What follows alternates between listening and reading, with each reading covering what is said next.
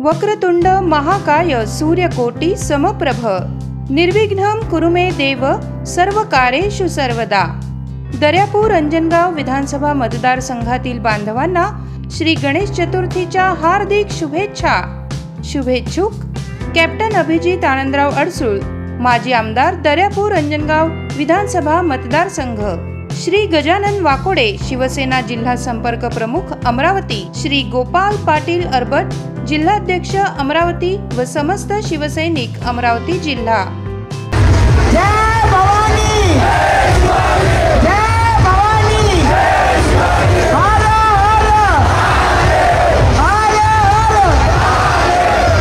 लोकसभा निवडणूक नुकतीच पार पडली असून या निवडणुकीत माजी खासदार नवनीत राणा यांचा थोड्या मतांनी पराभव झाला व अमरावती लोकसभेत नवनिर्वाचित खासदार म्हणून बळवंत वानखेडे विजयी झाले। त्यानंतर नवनीत राणा यांनी हार न मानता पराभव झाल्यानंतर लगेच संपूर्ण जिल्ह्यात आभार दौरा सुरू केला। हा आभार दौरा मेळघाट या ठिकाणावरून सुरू केलाय।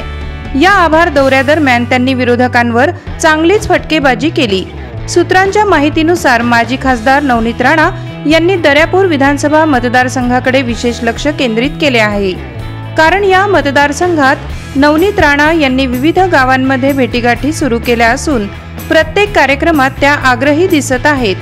दर्यापूर शहरात श्रावण मास समाप्तीच्या दिवसाला भव्य दिव्य कावड यात्रा निघाल्या। प्रत्येक कावड यात्रेचे स्वागत सुद्धा नवनीत राणा यांनी भर पावसात उपस्थिती दर्शवून केले।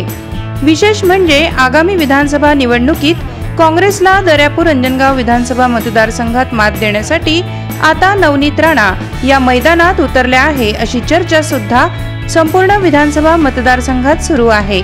त्यामुळे नवनीत राणा या दर्यापूर विधानसभा मतदारसंघात निवडणूक लढणार का हे पाहण्याचे महत्त्वाचे ठरणार आहे।